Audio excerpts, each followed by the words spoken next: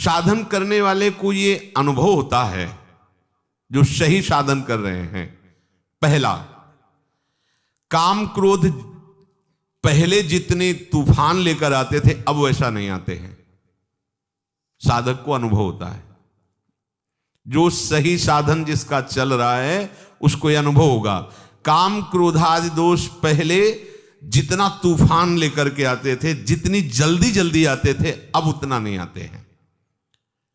दूसरा, उनके वेग से जितना हम पहले दुखी होते थे उतना अब नहीं होते, अर्थात कम वेग से आने लगे हैं।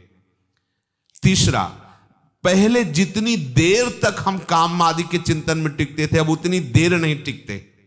ये तीन सुधार साधक में प्रारंभ से शुरू हो जाते हैं। देख लो अपने हृदय में, ये तीन सुधार प्रारंभ हो जाते हैं जिसका सही साधन चल रहा है। पहला, काम क्रोधादि दोष पहले जितनी जल्दी आते थे, जितना तूफान लेकर के आते थे, अब उतना नहीं आते। दूसरा, जितना व्यथित करता था वेग, हमें परेशान दुखी करता था, आता है पर उतना नहीं दुखी होते, वेग सहने लगे हैं। तीसरा, बहुत देर तक बहुत समय नष्ट होता था, इनमें लड़ाई होती थी, अंदर से चिंतन होता था, व्याकुलता होती थी, अब उतना नहीं, गया आया विवेक से नष्ट कर दिया। उपासक में अगर ये तीन बातें आने लगी हैं तो ये मिट जाएंगे, धैर्य रखिए।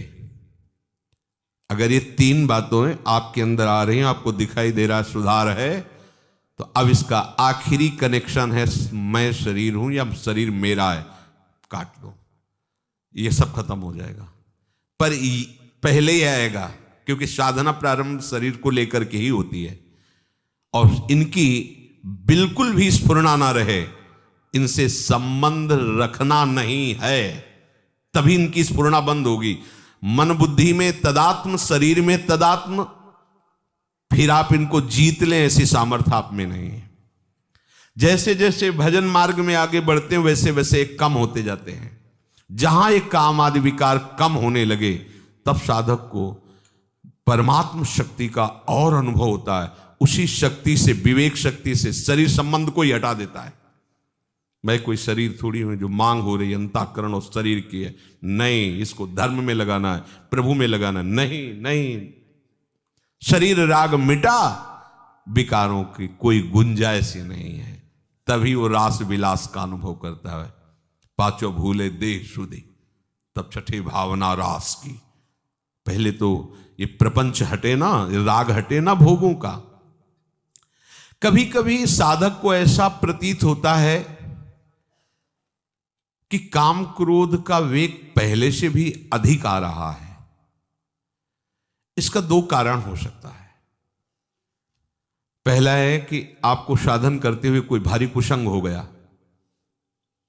देख लीजिए, साधन करते हुए आप में कोई कुसंग जागृत हो गया, किसी ऐसे दृश्य को देख लिया, ऐसा संभाषण कर लिया या कुछ ऐसा, तो आपको लगेगा कि पहले से भी भयंकर विकार आ गया, कुसंग।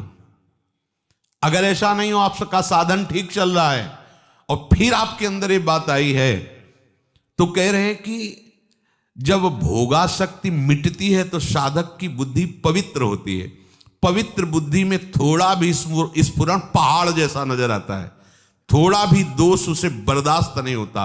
अपवित्र बुद्धि में पहाड़ जैसा दोष भी तिनके के भी समान नहीं लगता, पवित्र बुद्धि में तिनके के जैसा दोष पहाड़ जैसा लगने लगता है। वो साधक हाय हाय करने लगता है कि पहले इतना गंदा नहीं था जितना आप गंदा विचार आता है। ये उसकी बुद्धि की पवित्रता है। दो बात ध्यान रखना है।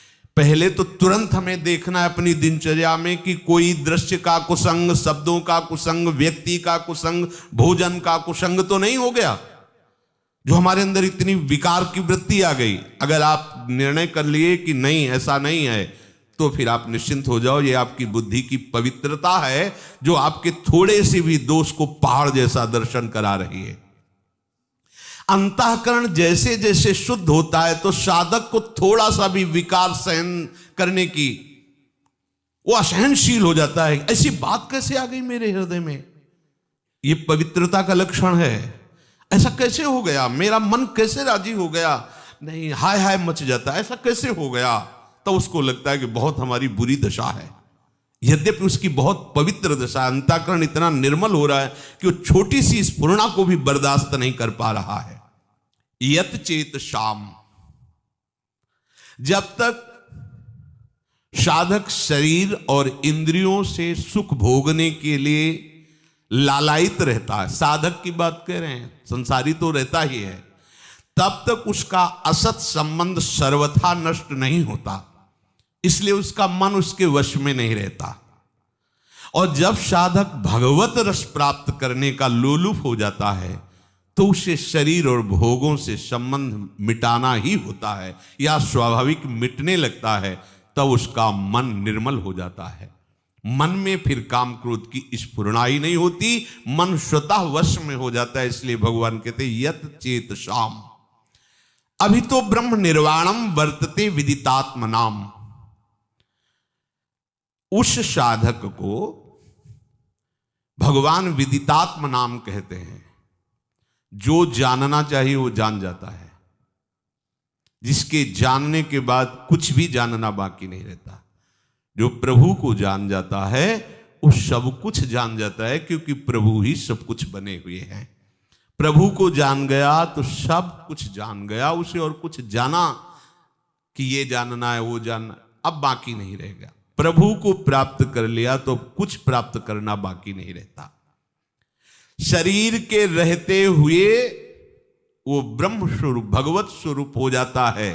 यदि ऐसा नहीं हुआ तो शरीर छूटते छूटते उसे बोध हो जाएगा भगवान की तरफ से, क्योंकि जीवन भर वो बहुत लगन से साधना की है, पर वस्तु की बोध वृत्ति नहीं आई तो भगवान कृपा करके अंतिम समय तक दे देते हैं।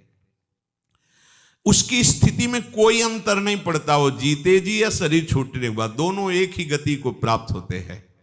पर पहला है जीते जी भगवत साक्षात्कार हो जाए। स्पर्शान कृत्वा बहिर्बाह्यांस चक्षुश्चैवांतरे भ्रुवो प्राणापानौ समौ कृत्वा नासाभ्यंतरचारिणौ यतेन्द्रिय मनो बुद्धिर मुनिर्मोक्षपरायणः विगतेच्छा भय क्रोधो यह सदा मुक्त एव सः। बाहर के किसी भी पदार्थ का जो अंदर चिंतन नहीं करता, ध्यान दीजिए बहुत बढ़िया बात है, हम अधिकतर बाहर के ही चिंतन में अपना समय नष्ट कर देते हैं। मंत्र चल रहा है पर चिंतन सब बाहरी हो रहा है, प्रकृति का, किसी वस्तु का, किसी व्यक्ति का, किसी स्थान का। आप देख लीजिए, हमें उपाय करना है बाहर के चिंतन को छोड़ करके अपने आराध्य देव के चिंतन में, बाहर के पदार्थों का, व्यक्तियों का, व्यवहार का चिंतन छोड़ करके। अब इस पे ध्यान दीजिए कि आप जब भगवत चिंतन कर रहे हैं उस समय आपका चिंतन क्या होता है। देखिए, कोई बाहरी व्यक्ति होगा, कोई वस्तु होगा, कोई स्थान होगा, अभी ठीक चिंतन नहीं है। बाहर का चिंतन बाहर छोड़कर अपने आराध्य देव की चिंतन, ये तभी हो सकता है जब हमारा कोई संबंध नहीं, कहीं भी हमारा किसी भी व्यक्ति से, अच्छा आप ऐसा, अच्छा अमुक वस्तु, वो हमारे चिंतन में आ गई। अब हमें भगवत प्राप्ति करनी है तो बाहर के व्यक्ति, वस्तु, स्थान का चिंतन बाहर ही छोड़कर अपने आराध्य देव का चिंतन करना है। उपासक को अब अपना सेवा धर्म है, इसलिए इसकी विशेष आवश्यकता नहीं, उठते बैठते चलते फिरते नासिकाग्र दृष्टि रखनी चाहिए। ये शास्त्रों का स्पष्ट आदेश है, बहुत सी जगह ये आदेश दिया गया है, संतों ने भी ऐसा आदेश किया है। साधक को ऐसे देखने का नहीं है, संभाषण भी ऐसे, चलना भी ऐसे, किसी के नेत्रों में नेत्र मिलाने का आदेश कहीं शास्त्र साधक को नहीं देता है। नासिकाग्र दृष्टि रखे, इतनी दूर बस। आंख खुली हुई है, जब यहां आप एकाग्रता करोगे तो यहां शुरू हो जाएगा मंत्र। यहां आपको महसूस होगा कि आज्ञा चक्र आपका खुल रहा है। नेत्रों की दृष्टि नासिकाग्र, तो भौहों के बीच चिंतन प्रारंभ हो जाता है। बहुत इससे बल मिलता है। आप आंख मूंद करके मंत्र का चिंतन न करें, आंख खोलिए और ऐसे रखिए, तो आप देखिए फिर आप अक्षर अक्षर आपको दिखाई देने लगेगा। पर ब्रह्मचारी है तो ही टीक सकता है, नहीं तो जब ऐसे करोगे तो फटने लगेगा सर। इसके लिए हमें पावर चाहिए, वो ब्रह्मचर्य ही आपको पावर। अरे ये सब भगवत मार्ग की जितनी वृत्तियां हैं, इनसे एक एक वृत्ति संभालनी होती भगवत प्राप्ति के लिए। अब गाड़ी को तभी आप मार्ग में दौड़ा सकते हैं जब बढ़िया उसको पेट्रोल और डीजल आदि जो भी उसको चाहिए है। अब विषय भोगों में रत हो, कहा जाए नासिकाग्र लगाओ तो सो जाओगे, या तो सर दर्द करने लगेगा, नासिकाग्र दृष्टि नहीं रख सकते। मेरुदंड सीधी रखिए, कैसे रख सकोगे मेरुदंड, पावर ही नहीं रह गया शरीर में। सावधान रहिए, भगवत प्राप्ति के लिए शरीर है। नासिका में विचरने वाले प्राण और अपान वायु को सम कर ले, ये योग के द्वारा भी होता है और भजन के द्वारा भी होता है। जब कभी भाव आएगा, आवे तो अभी तो बेभाव हम चल रहे हैं, जो विषय आया हमें खरीद ले गया, बेभाव है, हमारा कोई मूल्य नहीं है। छोटी छोटी बातें हमें खरीद लेती, छोटे छोटे विषय हमें गिरा देते हैं, अभी भाव ही नहीं है। जब भाव आएगा तब आप देखना, केवल आराध्य देव रहेंगे और दूसरा उसको देख ले, उसकी श्वास, उसके शरीर की स्थिति। जब गाढ़ भाव आएगा तो सीधा ऐसे प्राण अपान अपने आप सम होने लगेंगे। भजन में बहुत बड़ा बल, उसे फुस फुस करने की जरूरत नहीं, प्राणों का सम करने के लिए। सम स्वरूप प्रभु हैं, जो ही उनका चिंतन होगा तो आपका सब कुछ ठीक हो जाएगा। एक भजन से ही कुंडलनी जागृत हो जाती है, भजन से ही प्राण अपान व्यान समान उदान पांचों प्राण पवित्र हो जाते हैं। भजन से ही सब जितनी सिद्धियां प्राप्त, जो चाहे वो सब भजन से प्राप्त हो सकता है। खूब नाम जप करे, खूब प्रभु के लीला गायन करे, इससे अपने आप सब सम आ जाएगा। विचार सम हो जाएंगे, बुद्धि सम हो जाएगी, प्राण सम हो जाएंगे, विषम संसार को जीत कर समता में स्थित हो जाओगे। भजन नहीं है ना, तो ये घंटा आध घंटा प्रयास करो, इसके बाद भोगों का चिंतन होगा और भोगों कुछ लाभ नहीं मिलने वाला। इसलिए कह रहे हैं जोग कुजोग ज्ञान अज्ञानु, जहां नहीं राम प्रेम प्रधानु। स्पर्शान कृत्वा बहिर्बाह्यान, अपने आराध्य देव के सिवा और कुछ चिंतन न हो, ऐसा उपाय करो। बाहर के चिंतन को बाहर ही छोड़कर अपने लिए तो बहुत बढ़िया उपासना पद्धति मिल गई। कोई भी पदार्थ जो हमें बहुत प्रिय लग रहा है, देखा तत्काल श्री जी को, श्री जी के लिए तुरंत उसे प्रभु से जोड़ दो, बच गए। अगर आपके चिंतन में भी कोई वस्तु आ रही है और आपकी सेवा सामग्री नहीं है, आपका कोई संबंध नहीं, तुरंत उसमें भगवत भाव लाओ। इस वस्तु के पहले प्रभु थे, इस वस्तु के बाद भी प्रभु रहेंगे, तो बीच में प्रभु ही है। जय हो प्रभु, आपका भजन बन गया। अपने को ज्यादा ये झगड़ा नहीं करना है कि नहीं इस वस्तु का चिंतन ही नहीं होना चाहिए। अगर हो रहा है तो तत्काल उसको सहज भाव में लाओ। कोई भी वस्तु, कोई भी व्यक्ति इस स्वरूप में आने के पहले भगवत स्वरूप ही था, इस स्वरूप के मिटने के बाद भी भगवत स्वरूप रहेगा, तो बीच में वो भगवत स्वरूप ही है, हम देख नहीं पा रहे हैं। ऐसा जहां चिंतन किया तो उसका चिंतन भी भजन बन जाएगा, वो आपको भगवत विमुख नहीं करेगा। प्रभु के सिवा सब पदार्थों को बाह्य ही छोड़ दे, अर्थात अपने आराध्य देव के सिवा और कोई चिंतन ना हो। कैसी गाढ़ स्थिति गोपी जनों की है। विक्रेतु कामाखिल गोप कन्या मुरारी पादार्पित चित्तवृत्ति, दध्याधिकम मोह वशाद वोचद गोविंद दामोदर माधवेति। जा रही दही बेचने, चित्त में समाये हुए हैं ललित त्रिभंगी श्याम सुंदर, तो कह रही कोई गोविंद ले ले, कोई दामोदर ले ले, कोई माधव ले ले। तो सब जो सुनने वाले हंस रहे, तो उनको लगता है हंस क्यों रहे, उनके यही है कि हम बेच रही दही, लेकिन ध्यान में श्याम सुंदर उरस बनमाल। तो वो यही कह रहे, कोई दही ले ले की जगह बोलते कोई गोविंद ले ले, कोई दामोदर ले ले, कोई माधव ले। ऐसा क्यों बोल रहे हैं? बोले मुरारी पादार्पित चित्त वृत्ति, एक एक वृत्ति भगवदाकार है, इसलिए उपासक को बाह्य पदार्थों के चिंतन से हटना चाहिए। माला चल रहा है, वो कल शाम को जो बना था ना, उसमें ऐसा ऐसा चिंतन हो रहा, अच्छा कल क्या बनेगा, अमुक अमुक चीज, अगर उसमें हरी चटनी धनिया वाली ज्यादा अच्छी, वैसा। और माला चल रहा है सच्चिदानंद प्रभु का, और चिंतन हो रहा है चटनी समोसा और पदार्थ और वाह्य, वो व्यक्ति बहुत दुष्ट है। अगर वो यहां ना रहे तो सब बढ़िया मामला बन जाए। ऐसा है, आप देखना ये मनीराम की एक अलग ही भजन शैली चलती है, देख लो, इसका एक अलग व्यवहार चलता रहता है। जब आप सावधान हो जाएंगे सो आ जाएगा। तो हर समय सावधान रहो, सेवा सुमिरन सावधान। बाह्य पदार्थों का संबंध सेवा से सहज में त्यागा जा सकता है। अभी जो बताया, सेवा भाव में उसे ले आओ, भगवत भाव में ले आओ। जो भी व्यक्ति वस्तु स्थान भगवत भाव, जो भी वस्तु प्रिय सेवा भाव, स्वामी जी के चरणों में अर्पित कर दो।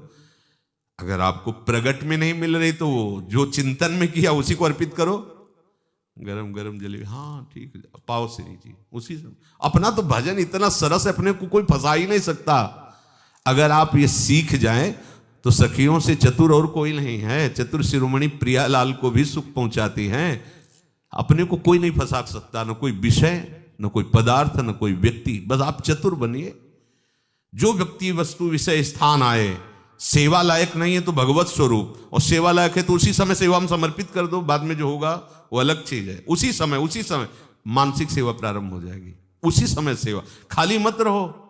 बाह्य वस्तु आई तुरंत सेवा में अर्पित करो।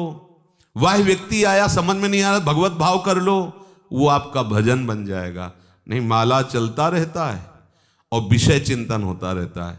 तभी सिद्ध महापुरुष कहते हैं, माला फेरत जुग गया, फिरा न मन का फेर, कर का मन का डारी दे, और मन का फेर। वास्तव में बाह्य पदार्थ बाधक नहीं है, बाधक है बाह्य पदार्थों से अपना संबंध करके चिंतन करना। समझो कितनी सुंदर बात है। बाह्य पदार्थ हमारे भजन में बाधक नहीं है, बाह्य पदार्थों का भोक्ता बनना बाधक है।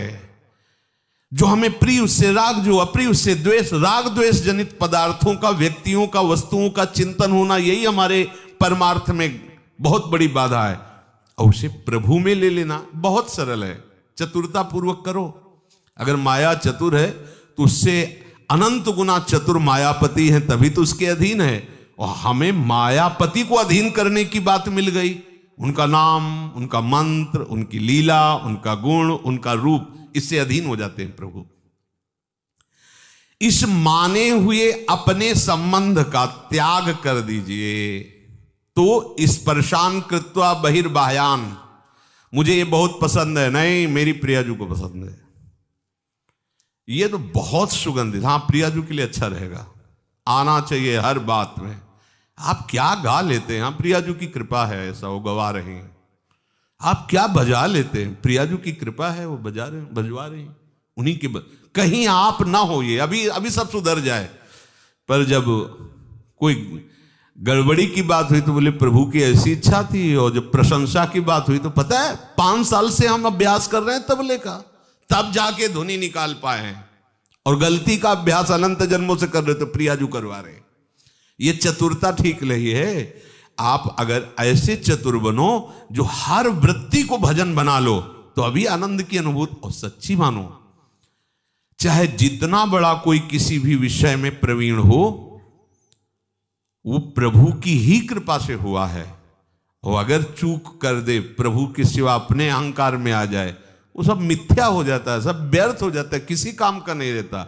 और प्रभु अगर हमारी इतने से प्रसन्न हो गए तो हमें वो प्राप्त हो गया जो प्राप्त होना चाहिए। प्रभु को कृपा करे तो इतने में ही लगन लग जाए, ताली बजाते हुए राधा राधा, आंसू आने लगे, सामने प्रियाजू के दर्शन होने लगे, रोम रोम पुलकित हो गया, बात बन गई। नहीं बहुत संगीत है, मन रजोगुणी हो गया, विषयों का चिंतन करने लगा, अल्लू गया सब। वो संगीत किस काम का आया जो हमें नरकगामी बना दे?